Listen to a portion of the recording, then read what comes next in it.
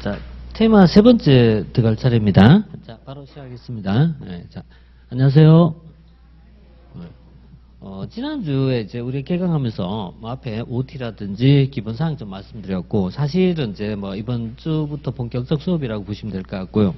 그 다음에 교재가, 지난주에 좀 딜레이 돼갖고, 이번 주에 나와갖고 좀 늦어졌습니다. 그래서, 교재 나왔는데, 이렇게 이제 보시면은, 교재가, 기본서는 뭐, 보시면 되지만은, 요약집은 보시면 이제 오른쪽 왼쪽 차이가 있어요. 그래서 왼쪽 편은 압축 정리해서 요약한 거고, 그 다음에 오른쪽 파트는, 이걸 판서 정리한 거, 이게. 그래서 가능하면 한 페이지에 넣으려고 좀 노력했어요. 한 페이지에 넣으려고. 그래서 하나의 주제를 한 페이지 안에 다 집어넣으려고 하다 보니까 좀, 시간이 좀 많이 걸렸거든요.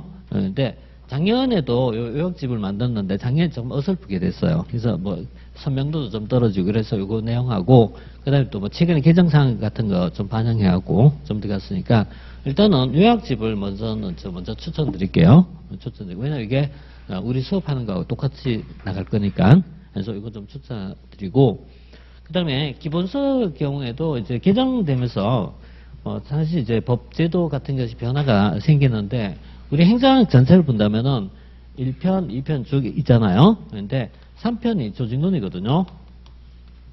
4편이 인사행정이고 5편이 이제 재무행정이고 6편에서 관료가 있고 7편이 지방행정인데요. 2020년도를 전환 시점에 가장 큰 변화라고 얘기하면 이 지방제도, 지방자치제도에서 많이 바뀌었거든요. 이런 부분 매년 조금씩 지금 업데이트 되면서 조금씩 바뀌고 있어요. 예를 들어서 이제 우리가 주민 참여해 보면은 주민 투표라든가 주민 소환이라든가 이런 거 할 때 뭐 18세, 과거에 19세였죠. 19세에서 지금은 예를 들어서 뭐 18세로 바뀌었다든가 이런 것들이거든요. 이런 부분은 이제 이미 이제 작년도에 많이 바뀌었어요. 작년도 많이 바뀌었고 올해는 이제 추가적으로 바뀌는 부분이 그래 많지가 않아요. 그렇지만은 이런 게 바뀌었던 부분이고 1편, 2편은 바뀌는 내용이 아니에요. 왜냐면 이론적 성향이 강하기 때문에 1편, 2편은 거의 바뀐 것이 아니라 그대로 유지가 돼요. 그래서 여러분 개정 파트는 지금 보셔도 크게 뭐 참고할 필요가 없어요. 이거는 이제 여기서부터 조금씩 바뀌거든요.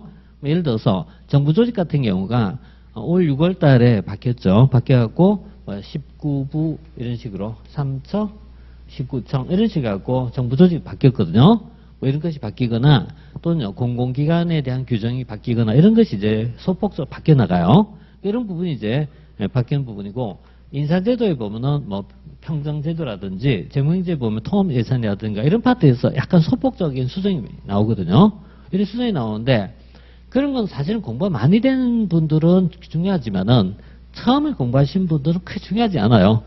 처음에는 이런 게 중요한 게 아니고 뭐 전체적인 개요를 아는 게 중요한 거기 때문에 큰 차이가 없어요. 하지만은 공부가 좀 되고 난 뒤에는 그런 부분 이제 바뀐 걸 좀 참고하셔야 되거든요. 그래서 사실 이제 요 이후부터 우리가 이제 개정된 부분을 좀 반영해야 돼요.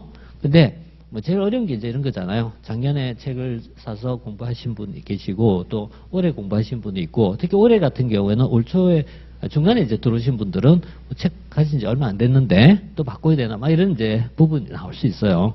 그러면 일단 기존대로 보십시오. 기존 책 그대로 보시고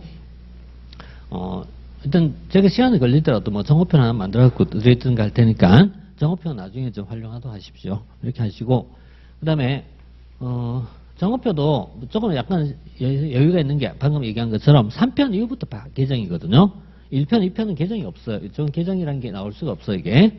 그러니까 개정이라기보다는 제도 바뀌는 게 없다는 게 제도 변하는 게 없기 때문에 크게 영향이 없고 3편부터 이제 바뀌는 거니까 요거는 제가 뭐 한 2주 이내에 했던 이제 개정사항 좀 정리하고 뭐 어떻게 공시하도록 하겠습니다. 이렇게 하니까 그거 좀 참고하시면 될 것 같아요. 그래서 이제 기본서는 이렇게 좀 보시면 되겠고 지금 그 다음에 핵심 정리집이 있는데요. 핵심 정리집은 아까 잠깐 말씀드린 것처럼 요약집입니다. 요약집은 이제 교재 자체가 하나의 주제를 가지고 앞에 보면은 요약과 그 다음에 이쪽에는요 우리가 이제 수업에 했던 판서 정리가 이렇게 들어가 있어요. 두 개가 이렇게 같이 들어가 있기 때문에 여기다가 내용 플러스 해갖고 이렇게 공부하시면 될 것 같아요. 이렇게 하시면 되니까 이거만 사실은 뭐 이것만 반복적으로 보셔도 돼요. 되는데 다만 요약만 가지고는 다 안 되죠. 왜냐하면은 뭐 중간 배경도 있어야 되고 뭐 이것저것 필요하니까. 그래서 이 결국은 이 내용을 공부하기 위해서 이게 필요하다는 얘기예요. 그러니까 여기서 기본 사항은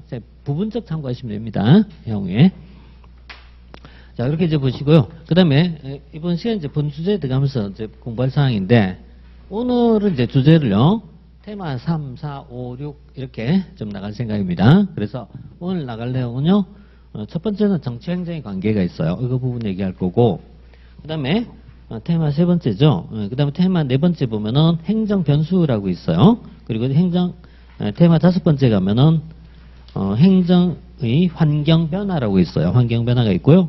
그 다음에 다시 이제 뒤로 쭉 가면은 양은 많은데 한세 알맹이는 많지는 않아요. 그 다음에 테마 6, 7, 8에 가면은 시장 실패, 정부 실패가 있어요. 그래서 오늘 목표는 시장 실패와 정부 실패까지, 그러니까 6, 7, 8, 테마 8까지 목표 잡습니다. 좀 바쁘긴 합니다. 바쁘긴 한데 여기서 여기까지가 목표 잡도록 할게요. 이렇게 보는데 그래서 처음에 조금 좀 중간에는 조금 빨리 가는 부분이 있을 거예요. 좀 빨리 가는 부분은 좀 빠른 데로 가시고 중요한 부분 좀 더 자세히 보고 뭐 이렇게 할 겁니다. 이렇게 이제 나가면 될 것 같고요.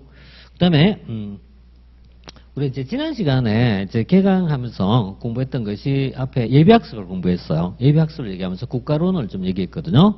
그래서 우리가 이제 근세라는 개념부터 잡아갖고 근세, 절대국가가 있었고 근대를 입법국가라고 불렀고, 그죠? 현대를 행정국가다 이렇게 불렀고, 그 다음 최근에 나온 모습을 신행정국가 이렇게 불렀습니다.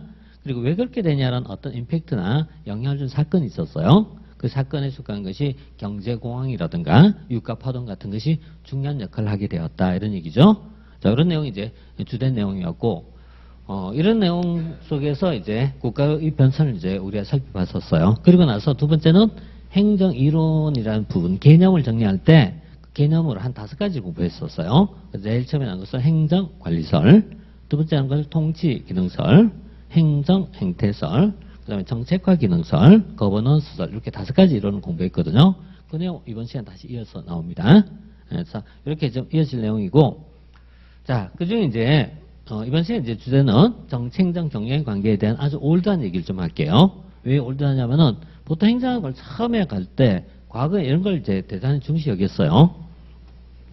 그래서 행정이 도대체 뭡니까? 라는 물음에 대해서 행정이란 정치와 경영의 어떤 이제 중간적 성격을 가지고 있는 것이다 라고 봐요. 그래서 행정이라는 것이, 행정이면은 행정이라는 건 역사적으로 정치로부터 분리 독립하는 과정에서 나타나요.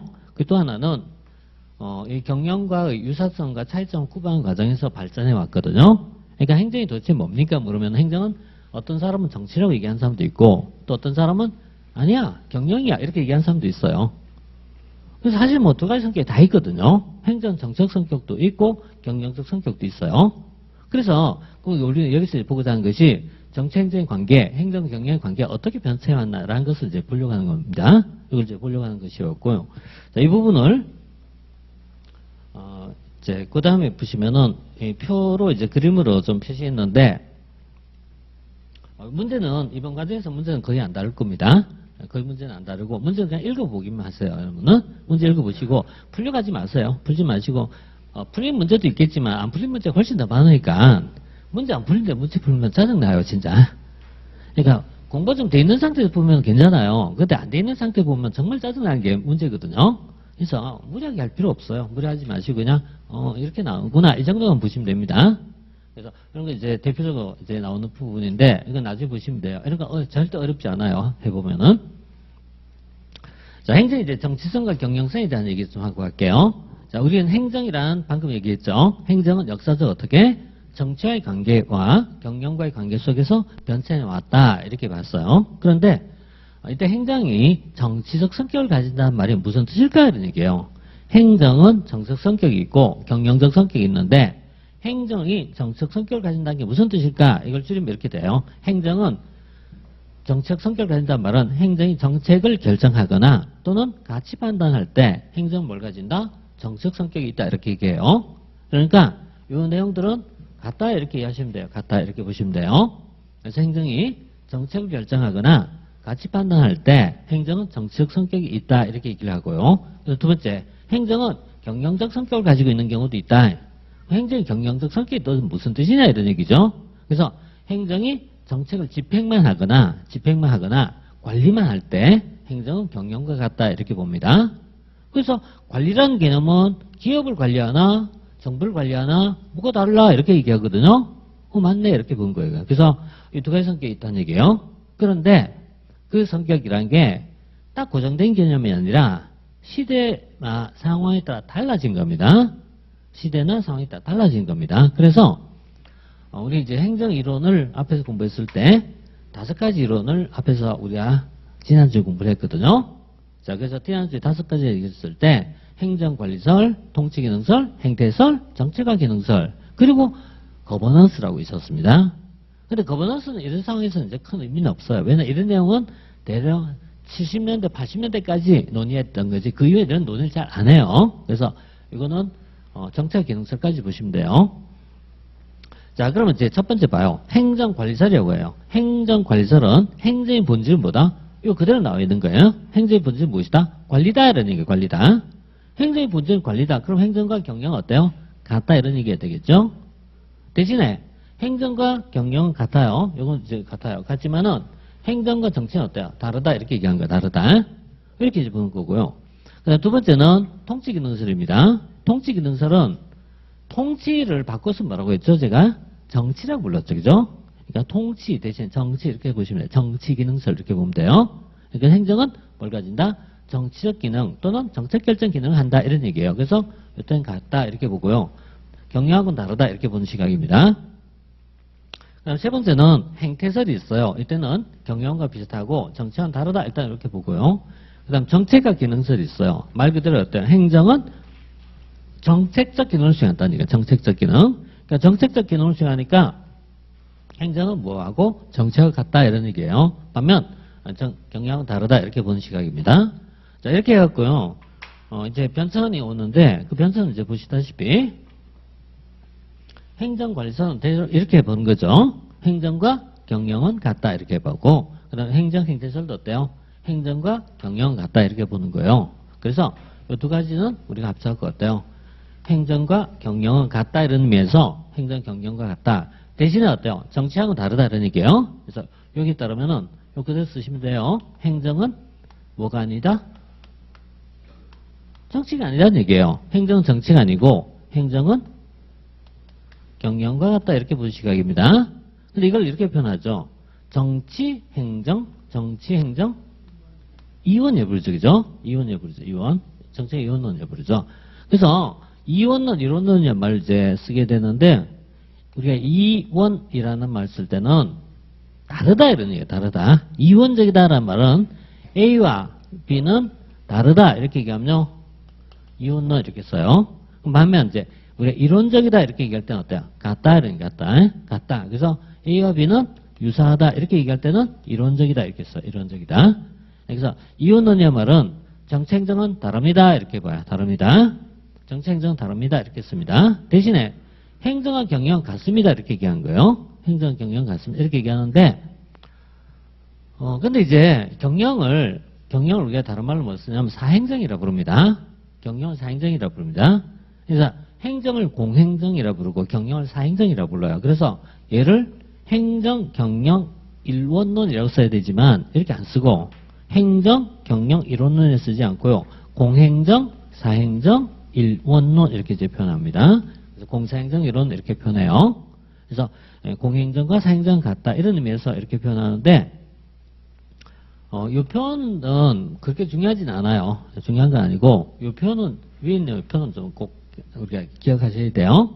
그래서 정책행정 이원론 이런 표현 좀 보셔야 돼요. 자 그다음에 이제 통치기능설과 그다음 정책과 기능설이 있어요. 통치기능설은 행정은 뭘 한다? 정책 기능을 한다 이런 얘기예요. 정책 기능설 행정은 뭐죠? 정책적 기능을 수행한다는 얘기예요. 그래서 이 둘 다 어때요? 둘 다 정치, 행정, 일원론이 부른 거죠. 정치, 행정, 이론 이렇게 표현합니다. 그래서 이 용어적으로 본다면요. 정치, 행정, 이원론, 이론론, 이원론, 이론론 이렇게 발전해 왔어요. 그래서 투원 이렇게 발전해 왔어요. 이렇게 발전한 것이 지난 이제 70년대, 80년대까지 흐름이에요. 흐름. 그래서 이런 흐름이 있다라는 건데 일단 뭐 용어 자체는 이렇게 좀 장악해 두셔야 돼요. 자, 이렇게 해서 우리가 이제 행정의 정치와 경영성이라는 측면을 가지고 우리가 이제 이론의 변선을 봤어요. 반찬 받고. 자, 그 다음에 이제 분례형이 행정과 경영의 관계를 볼게요. 행정과 경영의 관계를 볼게요. 그래서 교재는, 기본서에는 좀 더 많은 내용이 있어요. 더 많은 내용이 수록되어 있지만은, 지금은 여기서 이 정도 보시면 돼요.